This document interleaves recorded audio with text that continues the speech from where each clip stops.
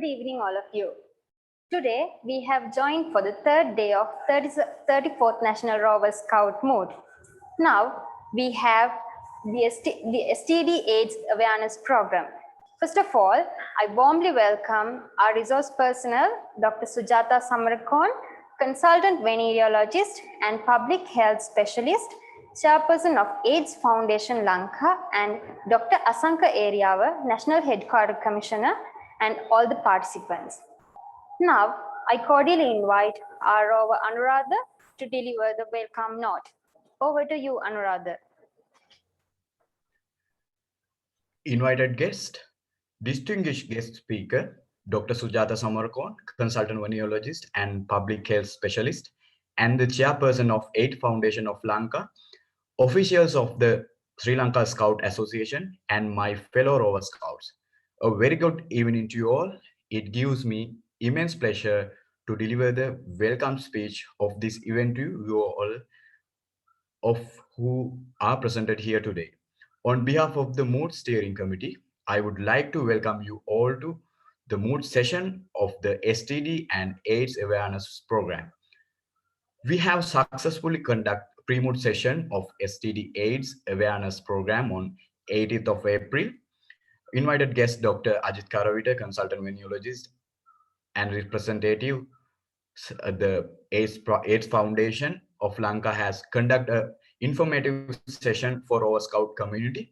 So here we have our today's guest speaker, Dr. Sujata Samarakon, consultant venereologist and public health specialist and the chairperson of AIDS Foundation of Lanka.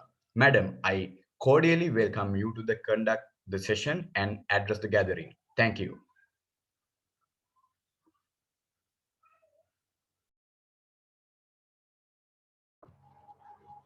Thank you very much, Anuradha, and good evening to everybody.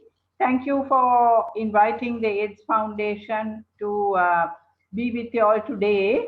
And as mentioned by Anuradha, on the 18th of April, my former colleague, Dr. Ajit Karavita, has given you all an extensive description of the STD AIDS situation in the Sri Lanka and the technical aspects of the basic facts of HIV AIDS. So today I will just touch upon some of the important aspects of HIV AIDS in Sri Lanka and what the AIDS Foundation is doing for people living with HIV and how we support the national program. So if anybody wants to if anybody wants to raise a question or clarify any comments, please go to the chat box or raise your hand and we shall address your concerns. So basically, why STD AIDS is important, is an important public health issue, must be quite aware to all of you by now.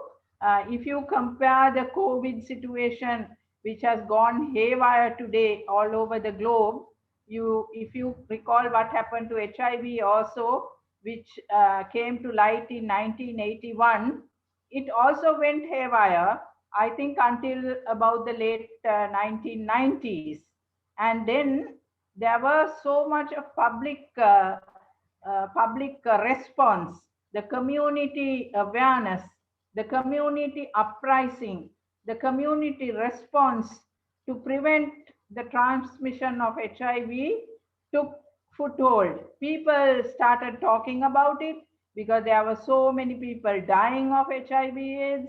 So many young people are being affected by HIV and dying, and their families are being ruined. People are losing their jobs and they have become helpless.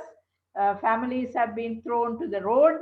So because of that, there was community response. The community started reacting to it. So that is what we want actually to happen to COVID also. So I'm just drawing a parallel to what happened to HIV and what is happening to COVID, so that you people as scouts can look at HIV and COVID from the same lens.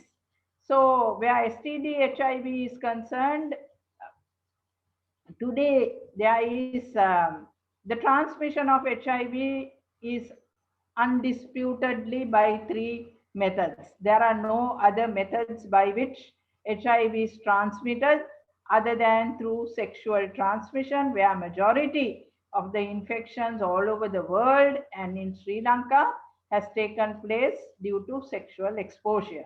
So if I may explain a little about it, which I'm sure Dr. Karavita would have gone into detail last week, that is because the HIV virus is in high concentration in the blood, and apart from the blood, in sexual body fluids. That is, if you take the semen, if you take the discharges from the vagina, the neck of the womb, those are the areas in which the HIV virus is in high concentration.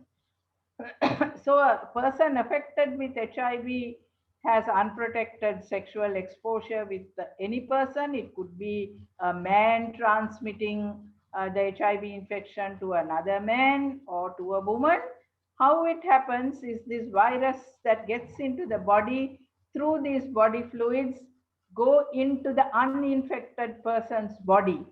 Then the uninfected body is a very receptive site for the virus to take foothold. What do I mean by virus taking a foothold? The virus gets into that person's body, and there are these immune cells called the CD4 cells. Those are a variety of T cells. These T cells are very important for creating immunity in a person. So these CD4 cells, by some mean, I don't know whether this is God created or how, but the CD4 has a receptor which can attract the HIV virus and have a lock and key type of a combination. So the HIV virus gets into the uninfected person's body, look for these CD4 cells, and these CD4 cells which are having this receptor gets locked into the HIV virus, or rather the HIV virus gets locked into this CD4 cell. Then what happens is the HIV take charge of this CD4 cells. The CD4 cell doesn't produce any more of the CD4 daughter cells. It becomes a HIV manufacturing factory, and it goes on producing HIV viral particles.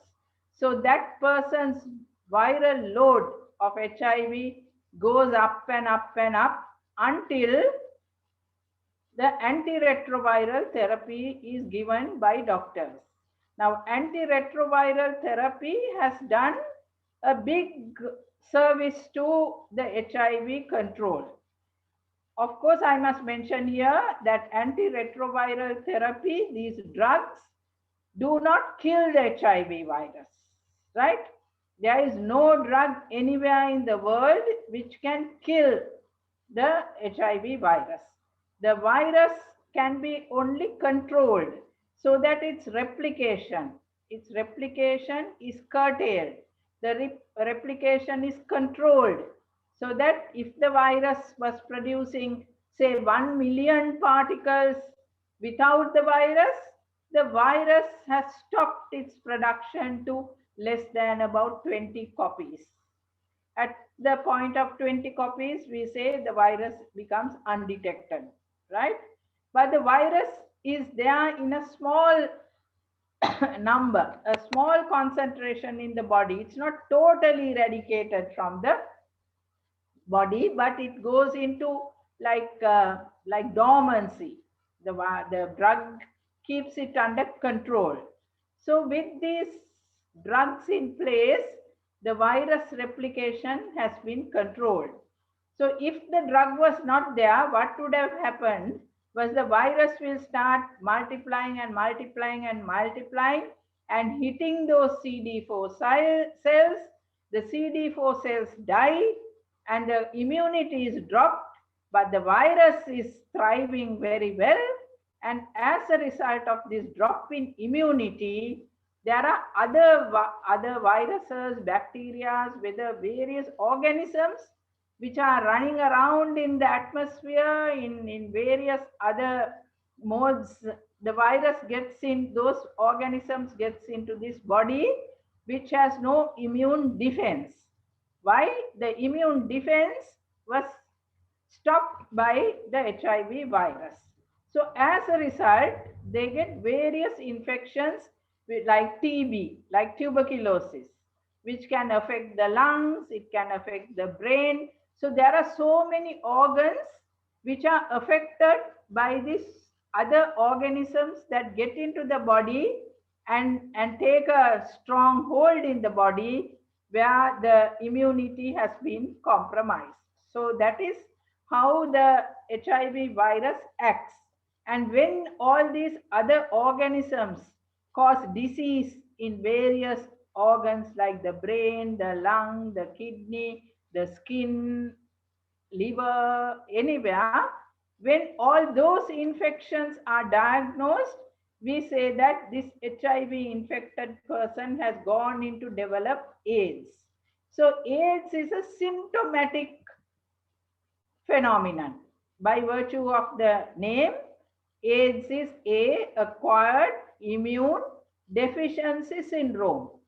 So due to somebody getting the virus, the immunity has dropped. That's why it's called immune deficiency. Syndrome is a variety of symptoms. This variety can be due to the affection of the lung, the skin, the brain, you name it, any organ. So a person who gets HIV infection today won't go into AIDS tomorrow. So it takes a period of time. And during this period, the immunity is dropped and these various organisms get in, and then you get all these infections and special type of malignancies. Then only we say the person has gone into AIDS. So how do we stop a person from getting HIV? Then we have to educate people of getting HIV. The main mode of transmission is sexual intercourse, as I told you earlier. The second mode of transmission is through blood and blood products. And in Sri Lanka, this has been very well curtailed from from year 2000. There are no blood transfusion or blood product associated HIV infection in this country. The health service system in this country has been one of the very best. So that is why we are having this kind of good HIV control in this country. So from that day onwards, from the day that the first case was detected in Sri Lanka, there have been awareness programs educating people of their sexual behaviors, and also the transmission through blood and blood products have been stopped by screening all donated blood. Say somebody goes to the blood bank today and donate blood, that's their goodwill. They want to do something good and they go and donate blood, but sometimes they don't know that this particular blood pint has a virus. So that is why this education is also important. So people donate blood with some responsibility. So this is something that people in this country should realize. The response from the general population is very important to stop any infection. So the response from the general population to stop blood transfusion associated HIV is through education. Anybody who thinks that I have the risk of transmitting the virus through the blood that I give as donation, I have that risk, then that person don't actually donate blood. So that is something very good in this country. So I appeal to all of you to educate your people. Anybody, either it can be a school education program, educating the general public to see that we act responsibly, responsible in a manner so that we don't get HIV and we don't give it to somebody as well. So if people don't donate blood, if they think I may be having the virus, that's a good thing. And from the government side, they are screening all of these donated bloods for the virus. That's the antibodies that are produced by the virus, and also certain components in the virus called the antigens. So this test that is applied is an antigen antibody test. But of course, I must say that the test also has a window period where the test becomes positive when a person's blood is tested for the HIV infection. There is a period called the window period where maybe from the day of the virus getting into the body and till about 3 weeks, the antigen and the antibodies are absent in the body, because the body also takes a little time to develop these antibodies and for the antigens to appear. So as a result, what will happen? What will happen is, somebody say, for example, somebody gets HIV infection yesterday and donates blood today, then the test is not going to be positive. The test is not going to be positive. So that is why people have to be vigilant. Say you get HIV yesterday by getting into some unwanted sexual exposure, you go and give blood today, you have acquired the virus, but your body has not responded by producing antibodies. And the antigen also takes a little time to come up in the blood. So that test might be negative. So those are the dangers of being ignorant and donating blood without using your brains. That is why people have to be educated, and that is what we expect from people like scouts, and so that you on your own show that community response. Now for COVID, you all can do the same thing. You can educate people to wash hands, wear the mask, go and get the vaccine, keep the distance. These good messages have to be communicated to the people, and it has to be communicated continuously. So otherwise people also forget, and they have other priorities. They forget the health priorities. But people must remember that health is wealth. Whether it is HIV or COVID, health is wealth. So now I have emphasized the two main modes of transmission, one through sexual transmission, second through blood and blood products. Third is from an infected mother to the child during pregnancy. So unfortunately, there are so many women who don't know that they are carrying the virus, and they get pregnant and they have children. So this is an unfortunate situation, not only to the mother, but also to the child who is being born, whether the child is infected or uninfected. Because if the child is infected, then that is a child who will be living with HIV.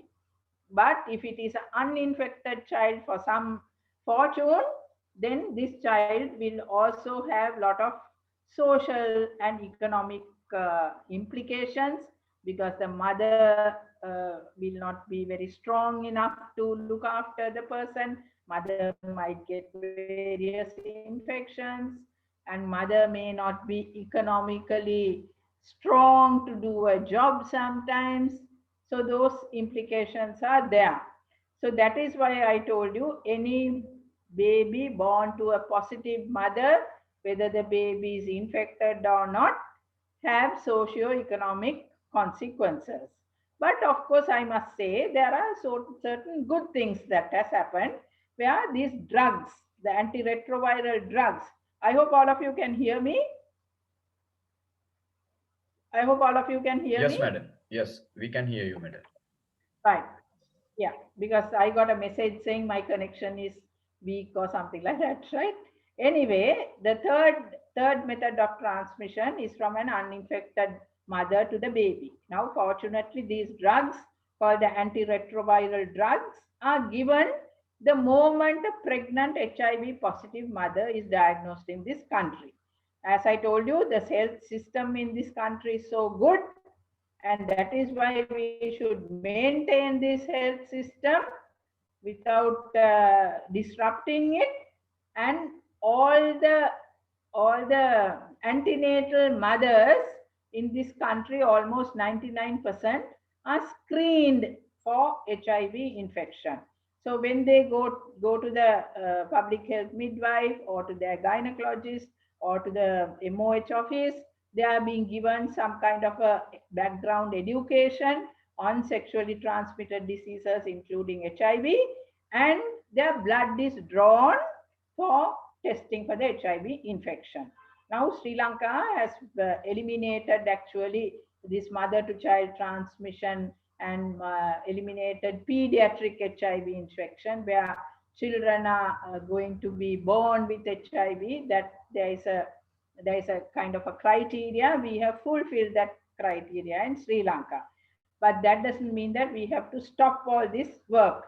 The work has to go on. People, the pregnant woman has to be educated. The pregnant women has to go and give their blood for testing, and supposing if they are positive, they are started on antiretroviral therapy by the government STD clinics. Now there are so many STD clinics, about 42 STD clinics distributed right throughout the country. But what happens is people are frightened. They fear to come to these STD clinics by virtue of the fact that the name is sexually transmitted disease clinic. Ayo, I don't want to go there. That's a horrible place to go. That's how they look at it. But all these myths and fallacies have to be now taken off the system. We have to educate our people. If you have any problem, immediately go to your nearest STD clinic, or if you're not happy to go there, if you have various restrictions, you can talk to your MOH in the area. You can talk to the general practitioners, your family physician in the area, and discuss your problem to a person, educated person on HIV. Don't just go and talk to people who have absolutely no idea about HIV. But as I told you, the best place is the STD clinic. Now the STD clinic has started a lot of online teaching, online education programs, where anybody wants to, if they want to gauge their risk, they can go to this app called Know For Sure, that is called KNOW, for the digit for sure. So anybody can log into that and do a risk assessment and then link to the STD services. So they are all online. So you don't have to disclose your name or your identity, anything. So by remote control, you can get your problems sorted out. So there are various ways of addressing this problem, but the correct way should be known. That is why I think you people as scouts should give this message to people.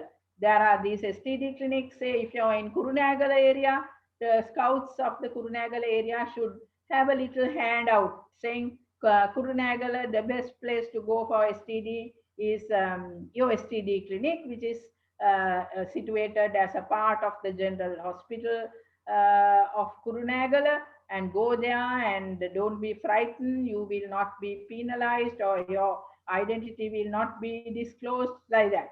If you are from Badulla, then the scouts from Badulla can have a small handout, talk about HIV, and in that same handout, you can talk about COVID and say, be careful of COVID, do this, be careful HIV, do this, and you go to your closest STD clinic, which is in the Badulla hospital, and get yourself tested or get your advice or whatever, right? So like that, you can decide depending on where you are and get your messages across to people. Because you people as scouts, we people as doctors, we are there to help the people.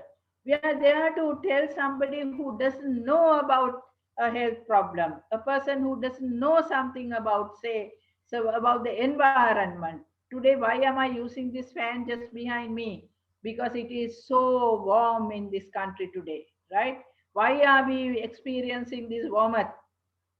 30, 40 years ago, we didn't have this kind of warmth. That is because the trees and the environment, trees are felled by the dozens, by the thousands, and we are just looking up and waiting. So there should be a community response. And the best people to do that are you all, the scouts, and we people as medical doctors. So take that lead, do it for yours, not only for yourself, for your family, for your community, for the country. We are also proud of our country. That is not because of what you and I have done to this country. That is because what our forefathers have done. Generations gone by, they have done so much to the country. That is why we are a free and a very independent, respectable nation today. So that has to go into the heads of young people like you all. So don't get into corrupt practices which are happening in the country, but assess yourself. What did I do good to this country today? Did I water a plant? Did I pick up some trash on the road today? Did I educate somebody to go to a hospital? Did I educate somebody to wash hands? Did I educate somebody to wear the mask? Like that, you can assess yourself. When you go to bed, recall and see, did I do something good for anybody today? Right? So like that, see that you make an assessment and be a responsible person to the country. So by these methods, not only HIV and COVID, we can actually build a healthy nation. Healthy nation means thereafter everything will follow. You have to be healthy to be sustainable, to be economically stable, to be socially stable. So these are few thoughts that I can share with you all. HIV is a problem to Sri Lanka. We are seeing increasing numbers of cases day by day, and the strongest or the most prominent mode of transmission is through sexual transmission, and unfortunately the transmission due to male sex is increasing. The men who have sex with men, they are becoming the highest mode of transmission in this country. And still we have mothers who are transmitting to the transmitting, getting infected, and those mothers becoming pregnant. But as I told you, fortunately most of them are started on antiretroviral therapy, so that their transmission to the baby is brought down to less than about 1%. But unfortunately, there can be a slip between the cup and the lip, right? Unfortunately, some baby can become positive, and that baby is becoming positive for no fault of that baby's. It is because he or she got the infection from the mother. So you people as young children are seeing young children who are suffering. If you look at the Facebook every day, there are so many mothers and fathers carrying little children and going to the Apeksha hospital for cancer treatment.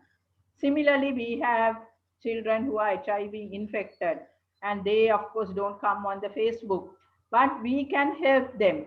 Now the AIDS Foundation Lanka is an organization which are helping people living with HIV. If I also tell you that I was working in the National STD AIDS Control Program, and I have now retired from government service, and after that I have become the president of this AIDS Foundation Lanka. And this AIDS Foundation Lanka, we are not a we are a charitable organization. We are not having so much of money pouring into us. With the money that we have, we are trying to balance it so that we help the needy HIV positive people. So anybody who doesn't have a place to live, we try to find them lodging and try to pay their rent up to a certain amount. Anybody who wants to get a water connection, we assess that and provide them money to get their water connection. Every month we spend 5,000 rupees on about 30 HIV positive families. We are giving each one a food bag, a nutrition food bag worth 5,000 rupees, which contains rice, dal, various fruits and vegetables, and various pulses, like that, a nutrition pack.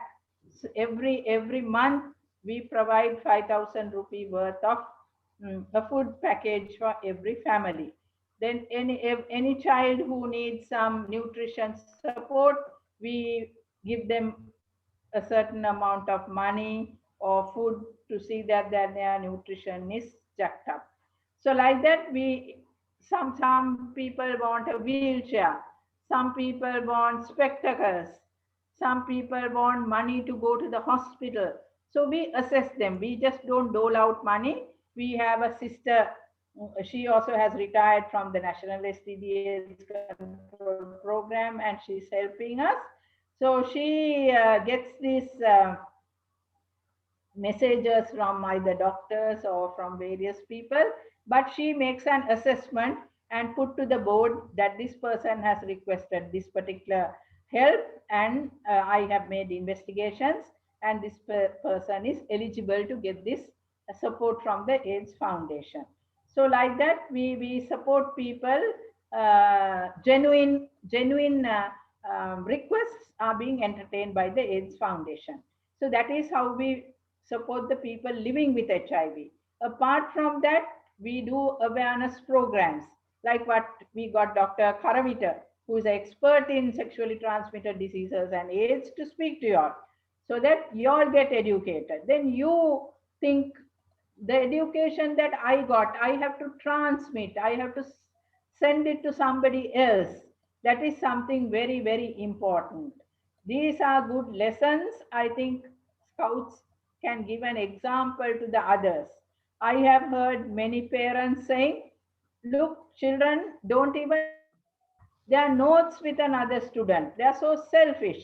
Now, I, of course, have not experienced that when I went to school, maybe 40, 50 years ago. We share our notes. If I don't come to school today, if I am absent, my good friend will share the notes. I will share if that person doesn't come. But today I hear even the parents say, don't give your books.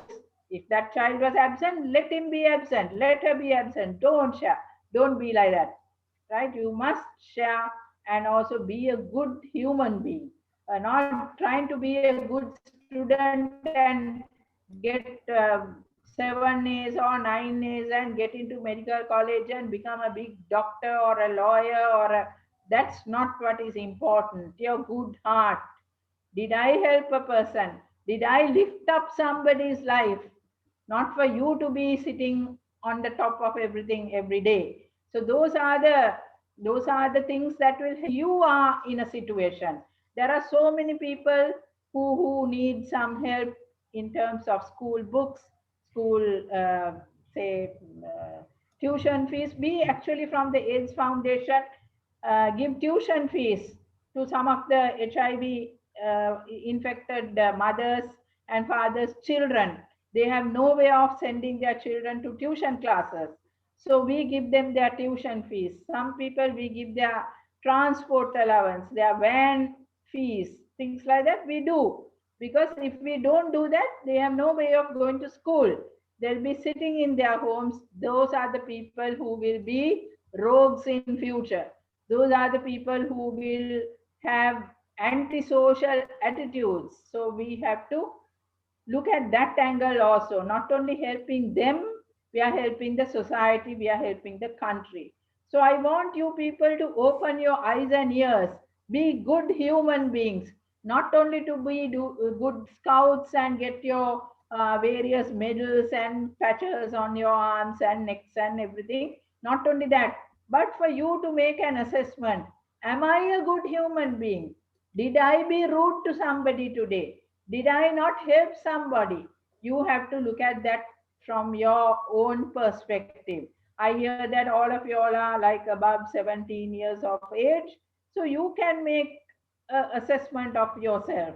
Did I do something wrong to anybody? Okay, if I did something wrong today, probably I have to apologize. Or I will learn not to do this mistake again. So I'm not only telling you all the scouts about this. We teach the same thing to the HIV positive or HIV negative children. We have told them, be good human beings. Unfortunately, your mother or your father or both of them have become positive. Do something good so that in your next birth or this birth or whatever, something good will dawn upon you all. So be positive all the time. As much as you're helping yourself to build up your image and you becoming the best scout or whatever, you're also doing a service to a less fortunate person. A less fortunate person, to lift them up by a small way even is a big thing for them. Giving them a small, say a lunch packet or a water bottle may be a big thing to them, or maybe a small thing to you, but they will consider it as a big deed that has happened to them. So look at life in a manner like this, not in the rupees and cents. Now rupees and cents, you can see what happens to rupees and cents when you get COVID. You might have so many accounts, so many bank accounts, but if you are just brushed off with COVID, nothing happens. Everything is gone. Are those bank accounts to be deposited in your coffin? No. Only your good deeds, or the good deeds that you do, will be left with the people who are living, and you take away when you die also the good things that you have done wherever you go, what birth or what I don't know, somewhere down the line it will benefit you. So think in those terms. And also I must tell you, as scouts, you can develop this attitude where you can join with the AIDS Foundation. Actually, anybody who wants to join and support the AIDS Foundation, we will give you a hand. If you want any handouts to be distributed to people who don't know the subject, we can prepare it and give. If you want to collect some money and give us, say, doctor, I have collected 5,000 rupees this month, you can give this as the dry rations you are giving to some family, then we will get back to you and say, your 5,000 was used to provide this food items to this family. This family has 3 children who are schooling, the mother is infected and sick or whatever. We'll give you a small description of that so that you can look at that and be happy.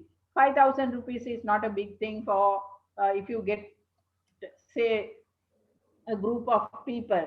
100 rupees is not a big thing for a family. You can tell your parents, can you give 100 rupees, so you can get about 50 children together, or 200 rupees, 300 rupees, whatever you can pool that money, collect it, start collecting into a little till or whatever, say aid support. When it reach some amount, give that little money to us, and we will tell you what we have done with it to a family who is in need of it.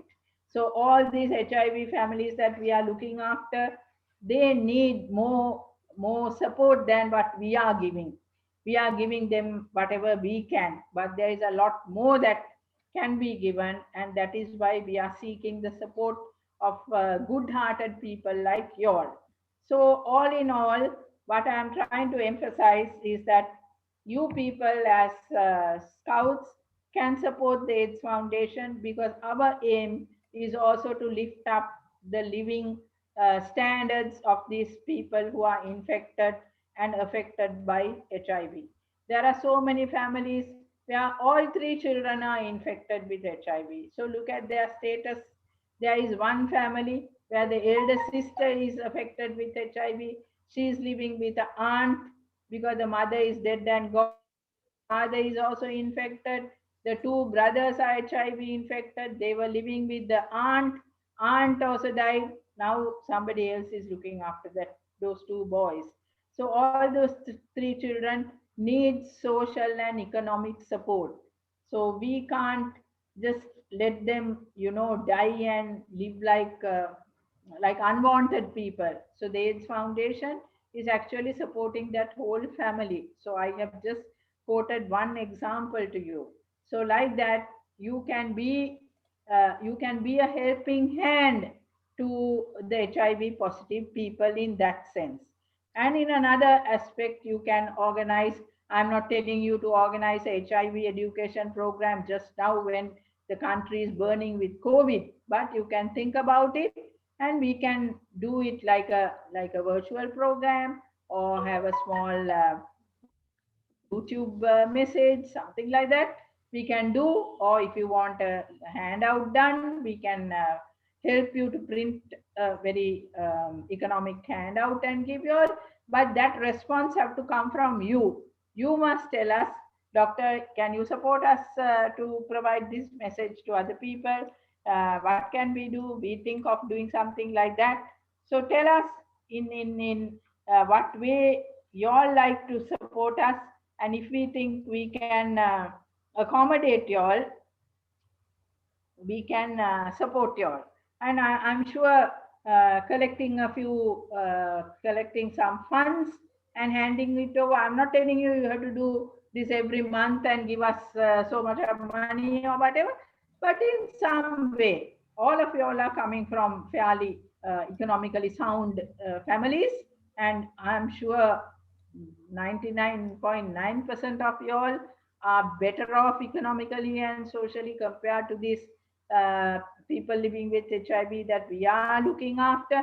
So you can talk to your parents, and the amount of money you all waste on a pizza or whatever, you can collect it and give it to somebody who is less fortunate than you all.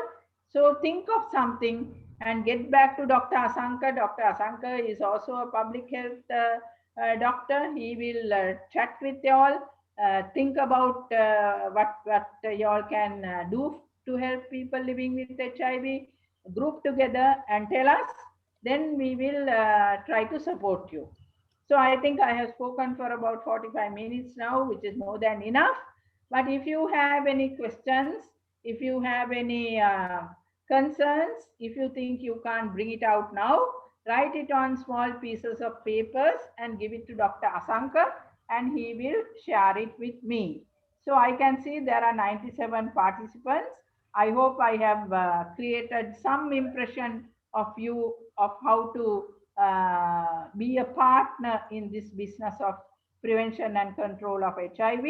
And also remember that we have all a role to play in preventing it, not only HIV, but preventing the spread of COVID in this country.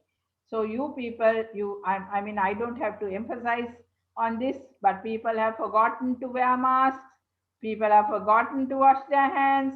People have forgotten to keep their distance, but y'all are a group who can do it. I'm sure Asanka and them can think of it, where your scouts can wear your uniforms and you can be mobilized to these supermarkets or where people are gathering and spread this message. When you do it with your uniform, it has some ground, like the army or the police or the air force or the navy going, that has a lot of impact. So similarly, you can do this. How many people I have personally told them at supermarkets, look here, you have to wear your mask. They will look at me, who the hell are you to tell me, right? But if you all go in your uniform, of course, I introduce myself and say I'm a doctor, and that is why I'm telling you, please keep your distance, please wear your mask. It is not only good for your health, it is good for the health of the people, and you're saving Sri Lanka from a COVID wave. So like that we can do it. But if you all are going in your uniform, I'm sure scouts, masters or commissioners or whoever can think about this, and during the next few weeks, say the whole of that week, you can mobilize your staff, your membership in your nice uniform. You'll have some kind of authority and talk to people. That will have really an impact, and you're doing a service to the country. So I will stop now. If you have anything, you can put that into your chat box, or you can, as I told you, send a little note to Asanka and we can discuss it later. So thank you very much.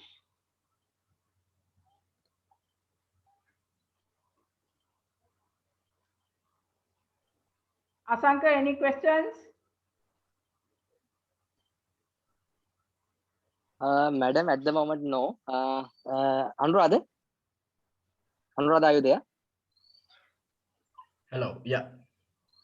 Yes, you can continue, Anuradha. Anuradha, you have any questions to ask me or any concerns you want to express?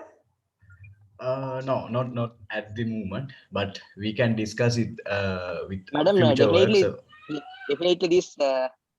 definitely these people will have questions. So I'll collect all the questions and direct it to you, madam, later on.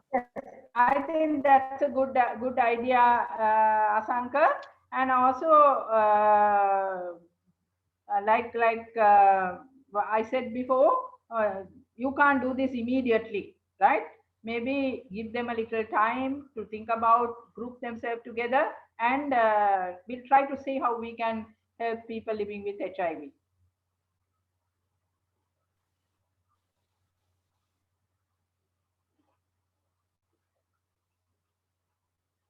Yes, Anuradha, you can continue.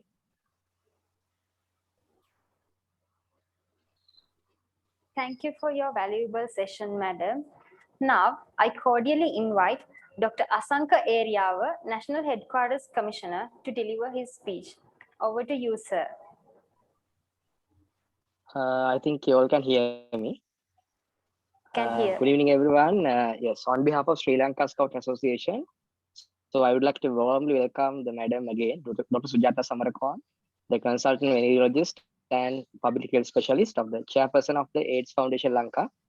Dear madam, your inputs are really valuable for us, and you have not only talked about disease itself, so you have enlightened us regarding the community aspects, and that is what we exactly need.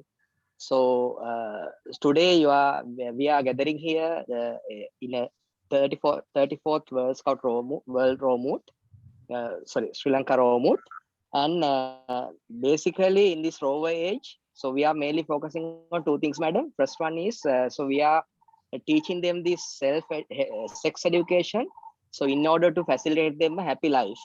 So that is one of the main objectives of rover curriculum here.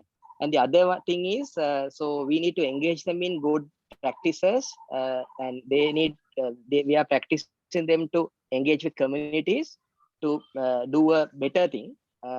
Maybe related to the environment, maybe related with the sex education. So in different aspects. So I think by liaising with Sri Lanka, it's Foundation Lanka, so we can educate, we can engage in your programs to educate people, to raise the awareness of the sexual transmitted diseases in near future, madam. So I think your inputs are really valuable for us. So we'll be definitely working on them, madam. So we expect your service and the advisors in the near future as well. So anyway, madam, since this sex education is a part of HIV awareness is part of this PROVA curriculum, so we think of making some good relationship with AIDS Foundation Lanka, and so we can engage with you all, not only with the subject matter, but also with the community engagement part. Thank you very much, madam. Thank you for all the inputs. Really valuable for us. Thank you, madam.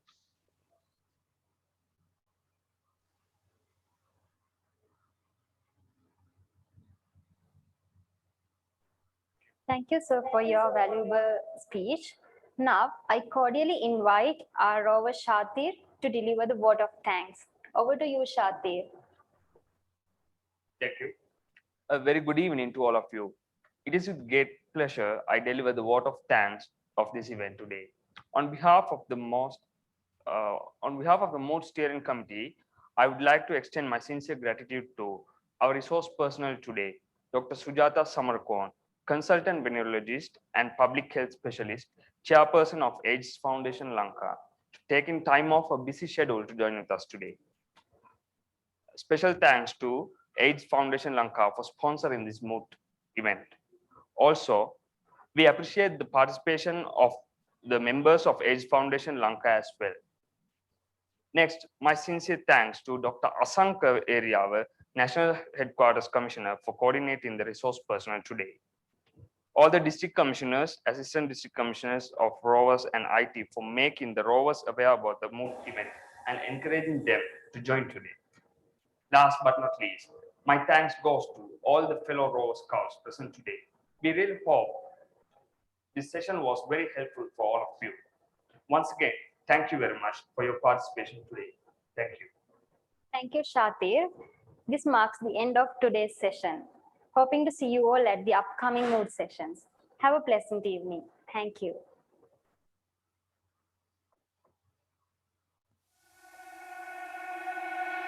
Yeah.